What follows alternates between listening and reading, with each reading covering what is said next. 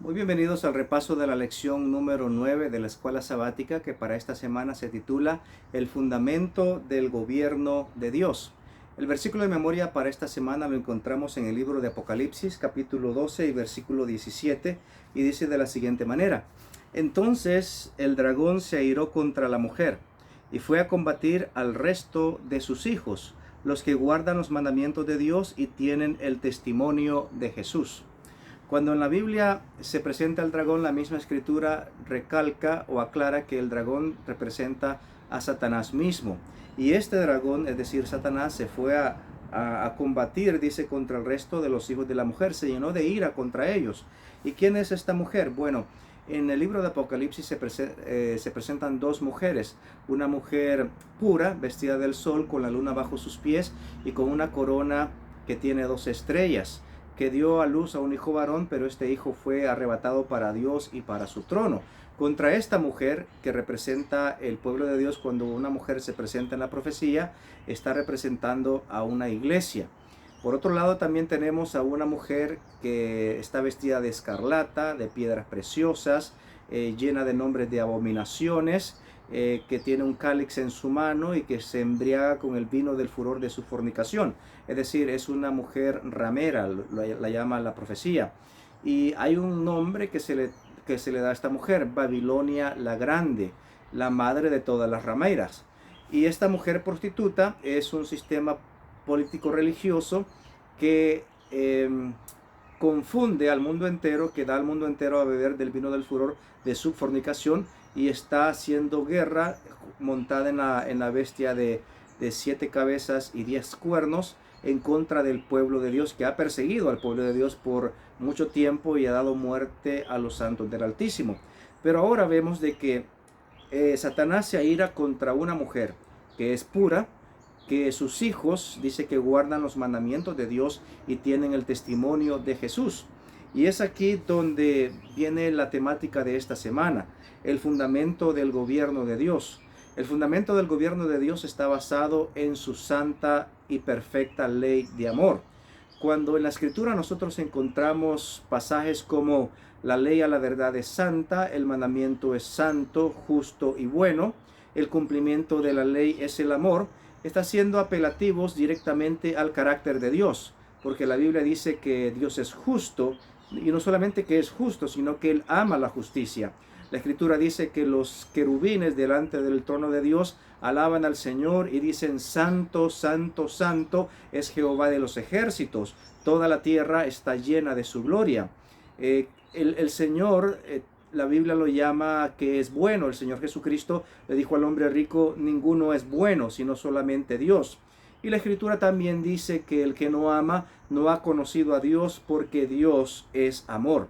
Es decir, los apelativos que se le dan a la ley de Dios, como una ley santa, como una ley justa, como una ley buena, y que el cumplimiento de la ley es el amor, están reflejados directamente o están vinculados directamente con el carácter santo, con el carácter bueno, con el carácter justo y con el carácter de amor que tiene nuestro Dios, el Dios verdadero, creador de los cielos y la tierra.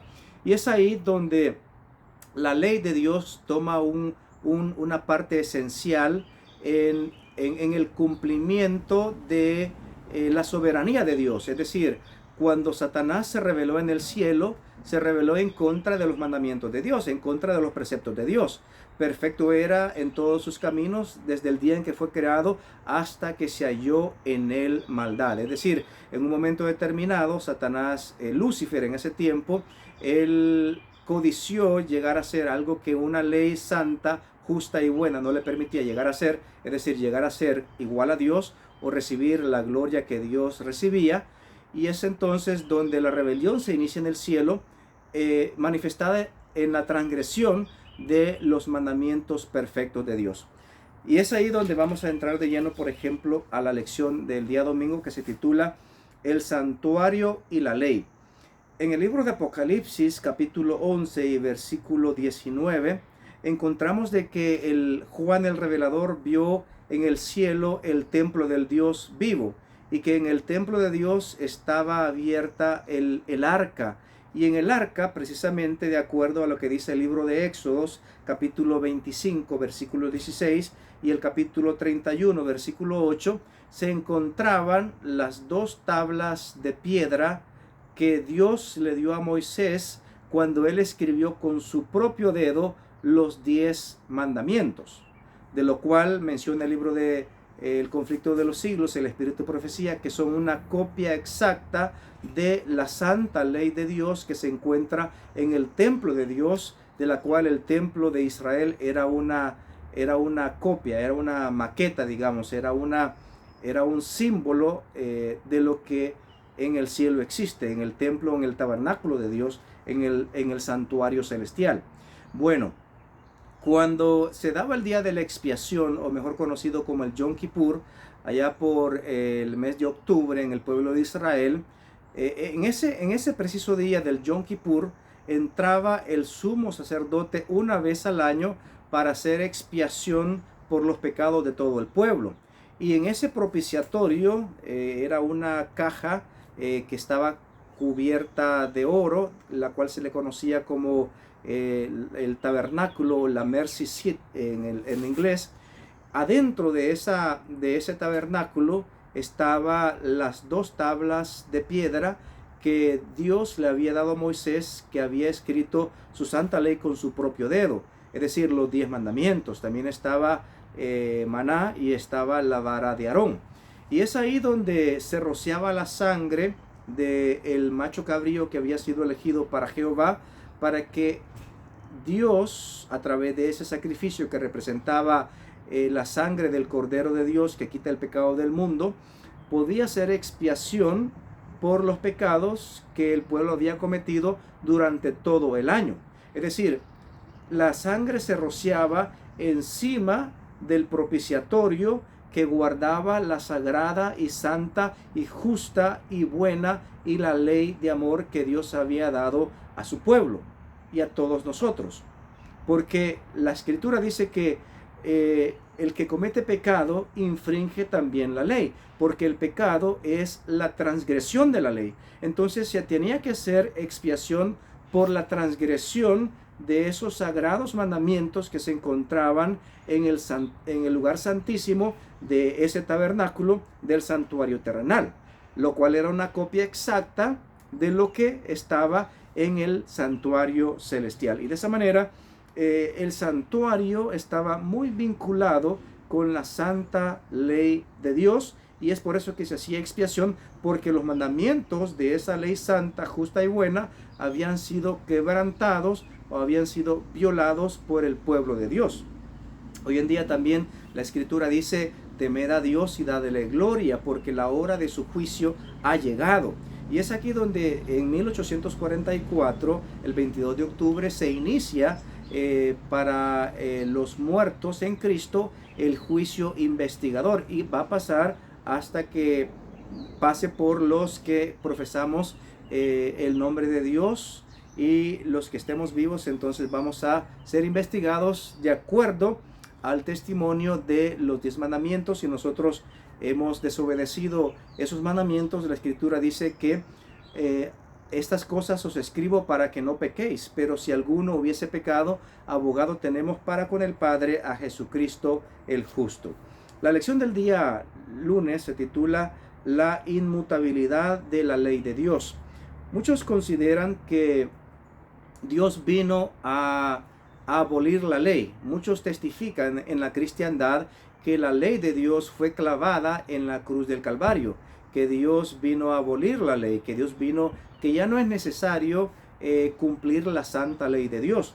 Pero, por ejemplo, en el libro de Mateo, capítulo 5, versículos 17 y 18, el Señor Jesucristo mismo aclara: no penséis que he venido a abolir la ley y los profetas. No he venido a abolirla, sino a cumplirla, porque de cierto os digo, hasta que no pase el cielo y la tierra, ni una jota ni una tilde pasará de la ley sin que todo se cumpla. Es decir, el puntito más pequeño, la letra más pequeña del alfabeto hebreo es la jota, pero a pesar de la jota, el Señor dice: ni una tilde de la ley va a pasar sin que todo se cumpla. Es decir, Jesucristo vino a cumplir en carne propia los requerimientos de la ley. Es el único ser humano perfecto que ha cumplido la ley perfecta de Dios que escribió con su propio dedo. Ahora, el apóstol San Pablo dice que la ley de Dios es espiritual, pero que yo soy carnal, vendido al pecado. Pero gracias doy a Jesucristo, dice el apóstol San Pablo, que cada día yo muero al pecado y ya no vivo yo, mas vive Cristo en mí. Y lo que ahora yo vivo en la carne, lo vivo en la fe por el Hijo de Dios, el cual me amó y se entregó a sí mismo por mí. Ninguna condenación hay para los que están en Cristo Jesús, a los que no andan conforme a la carne, sino conforme al Espíritu. Porque si nosotros hemos muerto a los pecados, ¿cómo viviremos aún en ellos? Dice la palabra de Dios. Es decir, el apóstol San Pablo dice que no estamos bajo la ley, sino que estamos bajo la gracia. Pero le hace una pregunta para reflexionar. Entonces, ¿seguiremos pecando para que abunde la gracia? De ninguna manera, dice él, sino que nosotros que hemos recibido al Señor por la fe, entonces hemos muerto al viejo hombre y ahora nosotros debemos de andar en un espíritu renovado, de una mente renovada, de un corazón nuevo, de un espíritu recto dentro de nosotros como hijos de Dios. Y todo esto está representado en los santos preceptos de la ley de Dios. Y por ejemplo, el libro de los Salmos, capítulo 111, versículo 7, atestigua que la ley de Dios es eterna y que no puede ser cambiada. Vamos, por ejemplo, a ver este versículo en el libro de los Salmos, capítulo 111 y versículo 9. Versículo 7, perdón.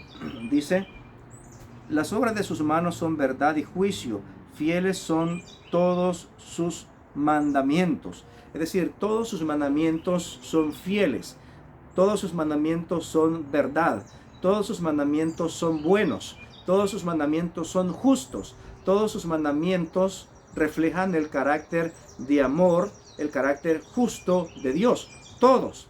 Ahora, el problemita existe hoy en día que en la cristiandad se aceptan que todos los mandamientos son buenos, que todos los mandamientos son santos. Es decir, los mandamientos de Dios dicen no matar, no matarás, no cometerás adulterio, no hurtarás, no hablarás contra tu prójimo falso testimonio, no codiciarás, honra a tu padre y a tu madre, no tendrás dioses ajenos, no tendrás imágenes ni les rendirás culto, no tomarás el nombre de Jehová tu Dios en vano. Pero cuando vamos al cuarto mandamiento de la santa y sagrada ley de Dios, entonces la cristiandad dice: no, ya no es necesario guardar el sábado, eso nomás era para los judíos. Cristo vino a abolir en la cruz del Calvario la ley del acta de los preceptos y ya no tenemos que cumplir el requerimiento del cuarto mandamiento. Pero cuando se habla de no matar, de no cometer adulterio, de no robar, de no mentir, de honrar a padre y madre, de no tener ídolos, de no blasfemar el nombre de Dios, de no tener otros dioses, entonces la cristiandad dice: sí, los mandamientos son buenos, son santos, son justos, hay que cumplir todos estos mandamientos. Pero cuando se toca el cuarto, que es uno de los 10, entonces se dice: no, eso ya quedó abolido, ya quedó obsoleto, nomás era el Antiguo Testamento, nomás era para los judíos. Si alguien lo quiere guardar, está bien que lo guarde, pero no es requerimiento para nosotros que estamos bajo la gracia. Eso nomás es opcional, o se puede guardar cualquier día de la semana.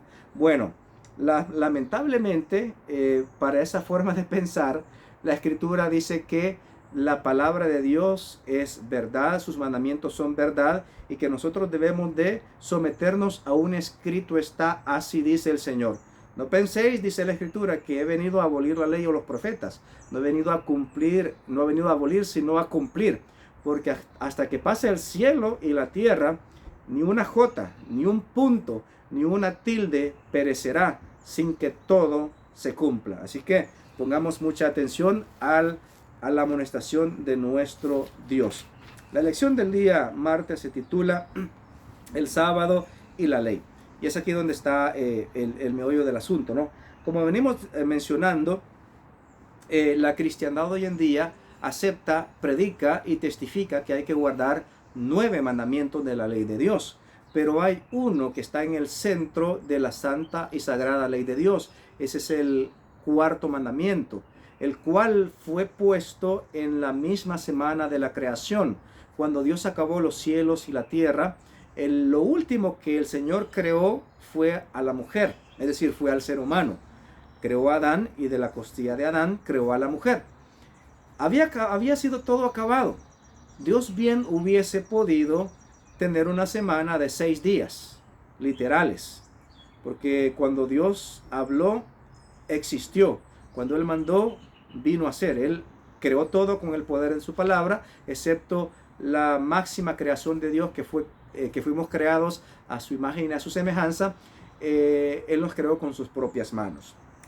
Pero cuando terminó en el 6º día, Él añade otro día a la semana literal, y entonces en ese día Él pasa en íntima comunión con sus criaturas, con toda su creación. Él santifica el 7º día, bendice el 7º día y reposa el 7º día. Ese día lo pone en su santa ley, la cual escribió con su propio dedo, el cual es el 4º mandamiento de la ley de Dios, la cual dice de la siguiente manera: acordarte has del día de reposo para santificarlo. 6 días trabajarás y harás todas tus obras, mas el 7º día, el cual es sábado, será reposo para Jehová tu Dios. No hagas en él obra alguna, tú, ni tu hijo, ni tu hija, ni tu siervo, ni tu criada, ni tu buey, ni tu asno, ni tu extranjero que está dentro de tus puertas. Y da las razones por qué. Porque en 6 días hizo Jehová los cielos y la tierra, el mar y todas las cosas que en ellos hay, y reposó en el 7º día. Por tanto, Jehová bendijo el día de reposo y lo declaró santo. Y es aquí donde está la autoridad de Dios. Es decir, Dios se presenta en el 4º mandamiento como el creador de los cielos y de la tierra, como el creador de todo lo que existe.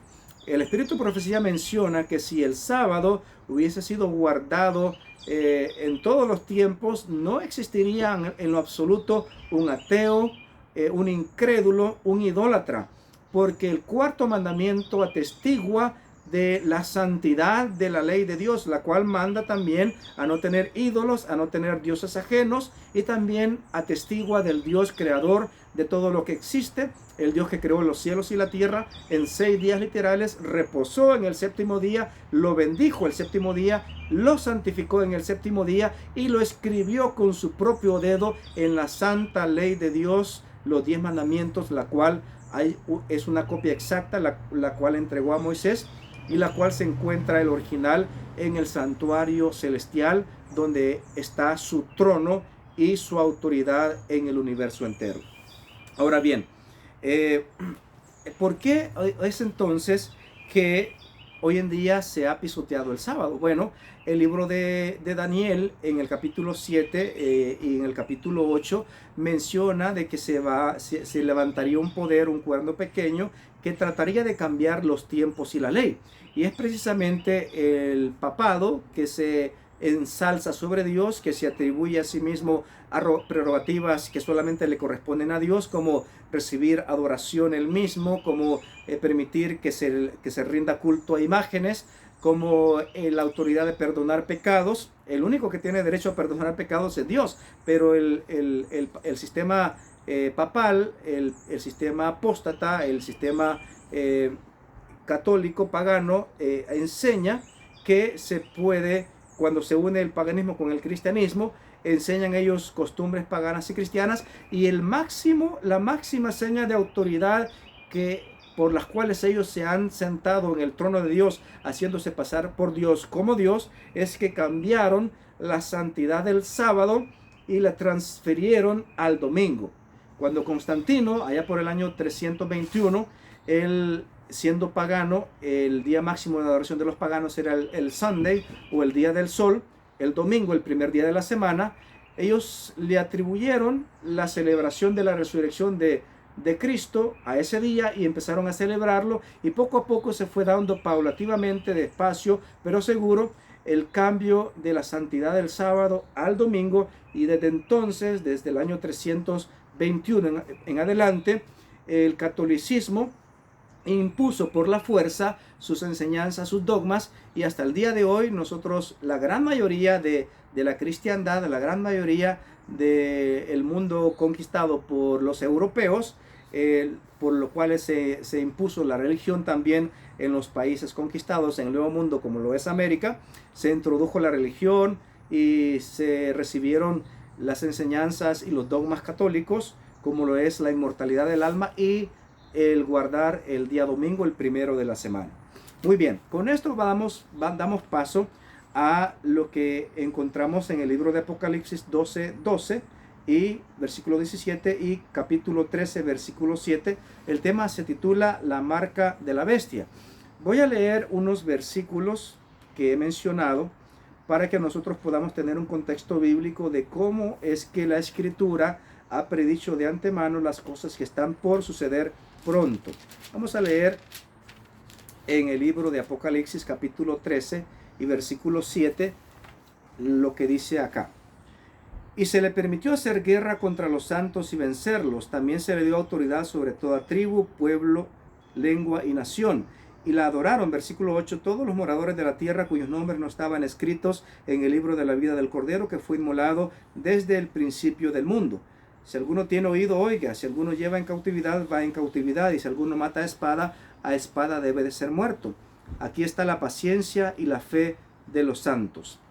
En el capítulo 13 del libro de Apocalipsis nosotros encontramos dos bestias. Una bestia que sube del mar y otra bestia que sube de la tierra. Esta bestia que sube de la tierra tiene dos cuernos, habla como un cordero, tiene dos cuernos con apariencia de cordero, pero habla como dragón.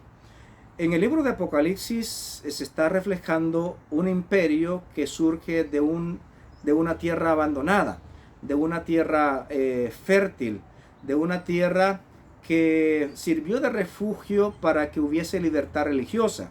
Y en el libro del conflicto de los siglos les sugiero que lean el capítulo titulado América en la profecía. Da detalles sin precedentes de cómo Estados Unidos de Norteamérica, principalmente que sirvió de asilo y de alojo para que hubiese libertad religiosa y libertad de conciencia, y que la Iglesia de Dios ha sido protegida en este país. Los derechos civiles y religiosos han sido protegidos por la Constitución, la Carta Magna de los Estados Unidos de Norteamérica.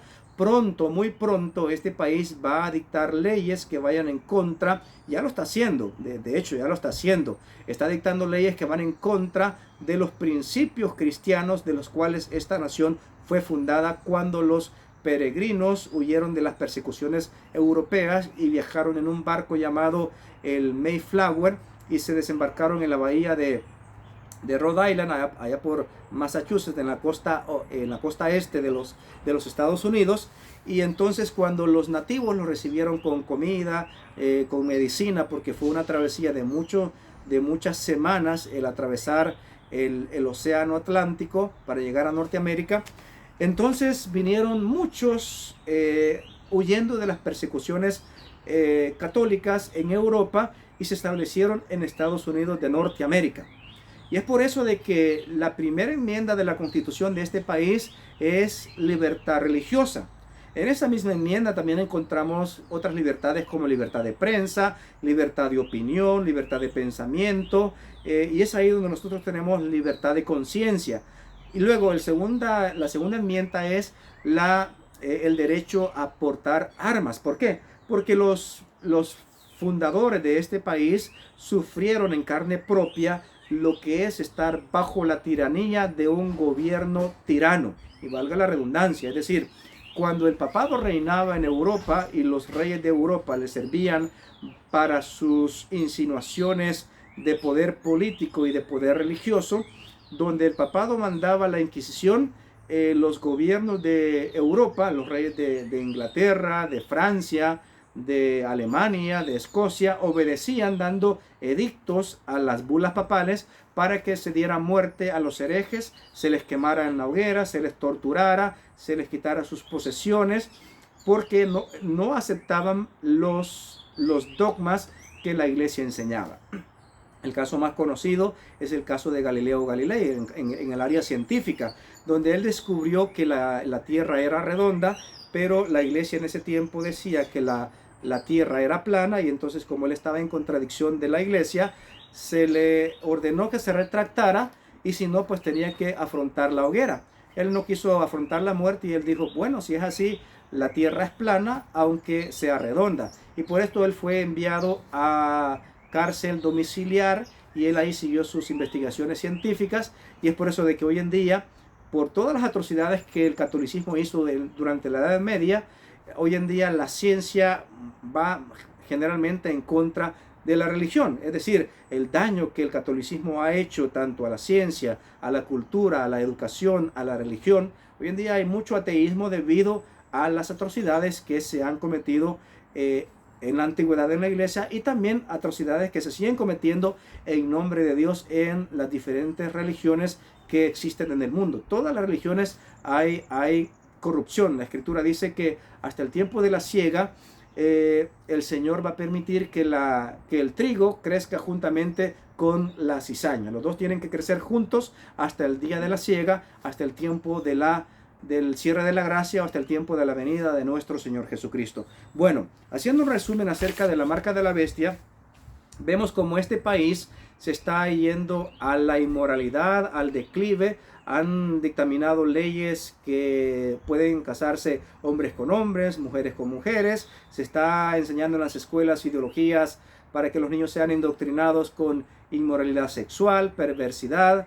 Y hay un sinnúmero de cosas donde las iglesias inclusive están poniendo sus banderas de arcoíris, apoyando estas ideologías, estas perversidades y esta inmoralidad. Bueno, la escritura de antemano ha dicho que la venida del Hijo del Hombre será como los días de Sodoma y de Gomorra, es decir, el tiempo de Dios está cerca.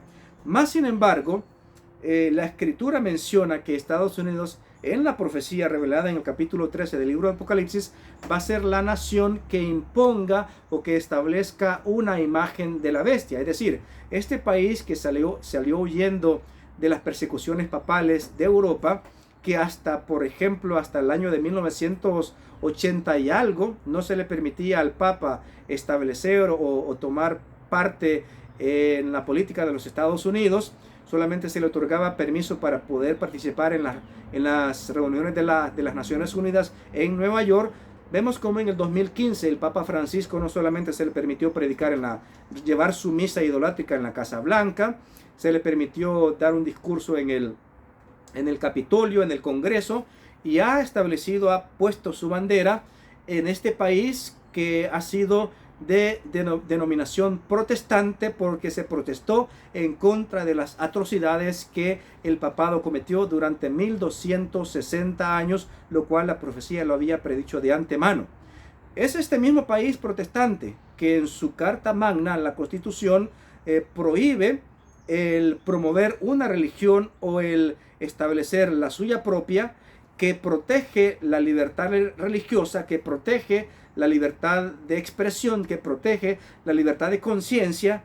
Va a promover una ley directa que ataque directamente el cuarto mandamiento de la ley de Dios. Es decir, ya se están promoviendo leyes que atacan tanto no cometerás adulterio, es honra a tu padre y a tu madre.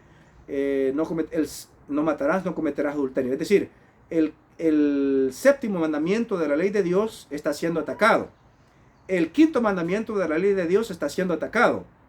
Honra a tu padre y a tu madre. Es decir, el fundamento de la familia está siendo atacado.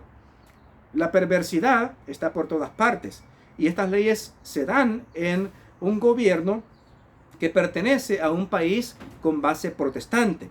Pero lo más irónico de todo esto es de que se establecerá un gobierno que empezará a promover puntos doctrinales. Es decir, cuando el protestantismo apóstata, este país, Estados Unidos, está lleno de iglesias protestantes. Cuando el protestantismo apóstata, la apostasía es cuando se establecen dogmas que no son aprobados por la palabra de Dios, y el dogma más común que la mayoría de iglesias protestantes tiene es la inmortalidad del alma y la santidad del domingo. La tradición del día domingo es aceptado por la mayoría de las iglesias protestantes en Norteamérica. Entonces, cuando la mayoría de iglesias protestantes se unan en puntos comunes de doctrinas, tales como la inmortalidad del alma y especialmente la santidad del domingo, empujen a los legisladores para que promuevan leyes en favor de su iglesia unida protestante. Es ahí donde se va a dictaminar, de acuerdo al cumplimiento profético, el establecimiento de la marca de la bestia.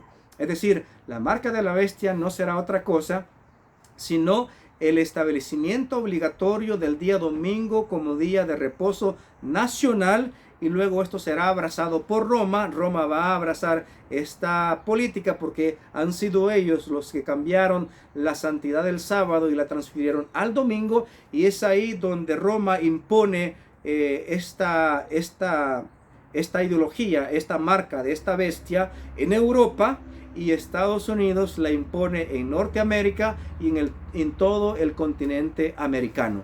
Y es ahí donde los que hoy en día están en Babilonia, en confusión, Dios les hará un llamado, y cuando las cosas se pongan en entredicho entre guardar el mandamiento de Dios establecido por la palabra de Dios y por la ley de Dios que ha sido escrita con su propio dedo, y versus el mandamiento de los hombres, la religión de los hombres, la ideología de los hombres, apoyado por los gobiernos más poderosos de este mundo, es decir, Estados Unidos de Norteamérica, juntamente con el catolicismo romano y los poderes del continente europeo. Es ahí donde se van a obligar a los demás gobiernos mundiales a que se unan en una coalición universal mundial en contra de los que guardan los mandamientos de Dios y tienen el testimonio de Jesús.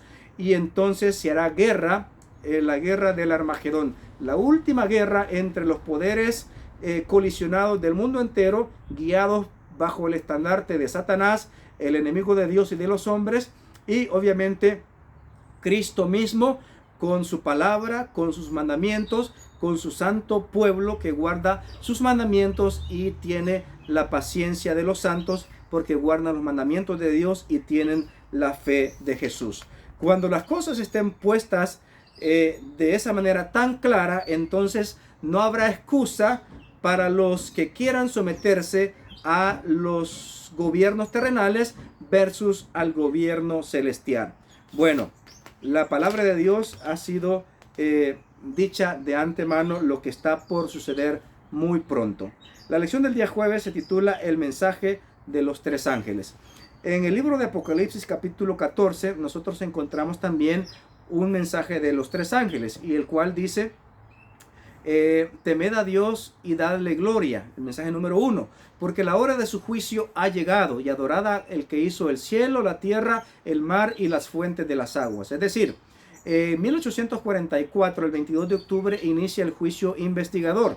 El pueblo adventista predica esta gran verdad, que nosotros hoy en día nos encontramos bajo el juicio investigador.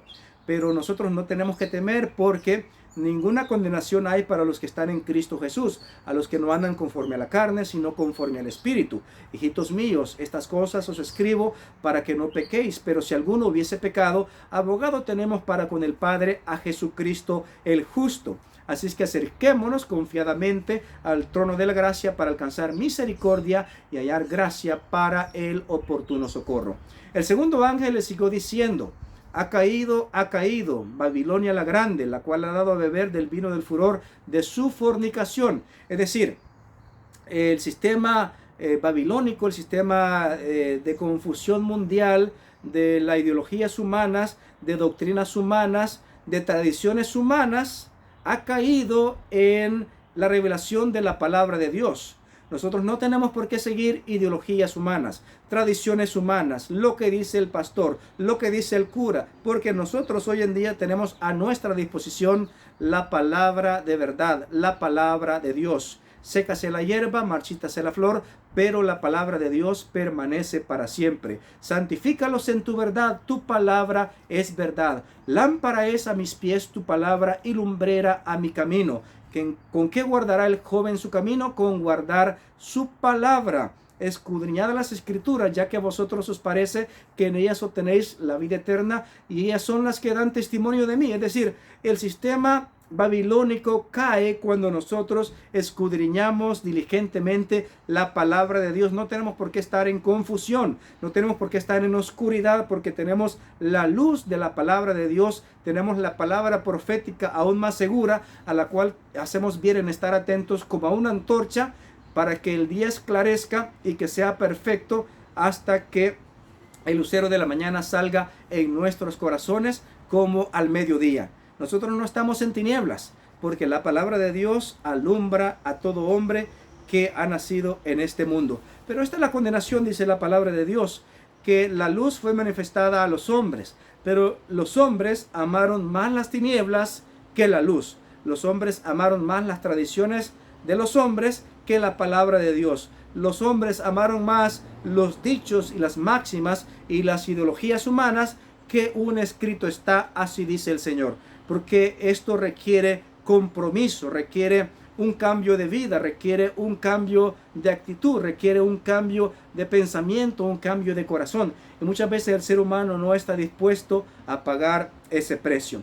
Pero la Escritura dice, ¿de qué le sirve al hombre ganar el mundo entero y toda su gloria? ¿O qué recompensa dará el hombre por su alma? ¿Qué recompensa dará el hombre por su vida? Y el tercer ángel le siguió diciendo, salid de ella, pueblo mío. Si alguno adora a la bestia y a su imagen, él también beberá del vino de la ira de Dios, el cual será vaciado puro en el cáliz de su ira. Poco después de la promulgación de la ley dominical en los Estados Unidos de Norteamérica y copiado por las naciones europeas y luego por el resto del mundo, apoyado por el Vaticano, por el papado y por el catolicismo, entonces se dará el derramamiento del Espíritu Santo sobre el pueblo de Dios que abraza la verdad de los mandamientos de Dios, incluyendo el cuarto, la verdad del Santo Sábado. Se dará la predicación del fuerte pregón, se amonestará al mundo entero con esta preciosa verdad. Muchos serán vueltos a la verdad del sábado, a los mandamientos de Dios y formarán parte del pueblo de Dios. Muchos hoy en día que hoy están en las filas del pueblo de Dios traicionarán la obra de Dios y se unirán con el mundo por conveniencias monetarias, por conveniencias materiales, por conveniencias transitorias, pero al final la palabra de Dios prevalecerá. El pueblo de Dios será rescatado en la segunda venida de Cristo, porque poco después que se dé el fuerte pregón, cuando el último hombre de la tierra haya tomado la última decisión entre adorar a Dios en el verdadero día de reposo o someterse a los gobiernos políticos de este mundo, a la autoridad humana, entonces ahí y solo ahí se va a cerrar la gracia para el mundo entero. Y la Escritura dice, el que es santo siga siendo santo todavía, el que es justo siga siendo justo todavía, el que es impío practique la impiedad todavía, el que es inicuo siga siendo inicuo todavía, porque el tiempo ya no será más. Las 7 últimas postreras plagas de la ira de Dios son derramadas sobre los impíos. El pueblo de Dios es preservado, su agua y su pan estarán seguros, estarán recónditos en la ancha faz de la tierra, porque se les habrá quitado la protección de los gobiernos mundiales. Se va a restringir la economía en contra del pueblo de Dios, no podrán comprar ni vender, y luego se dará un edicto de muerte. Y es en ese contexto donde las plagas son derramadas, son tildado el pueblo de Dios de ser los culpables de estas catástrofes mundiales, pero en ese contexto el Señor viene por segunda vez a rescatar a su pueblo que le es fiel. Sé fiel hasta la muerte, dice la Escritura, y yo te daré la corona de la vida. Bendiciones para todos.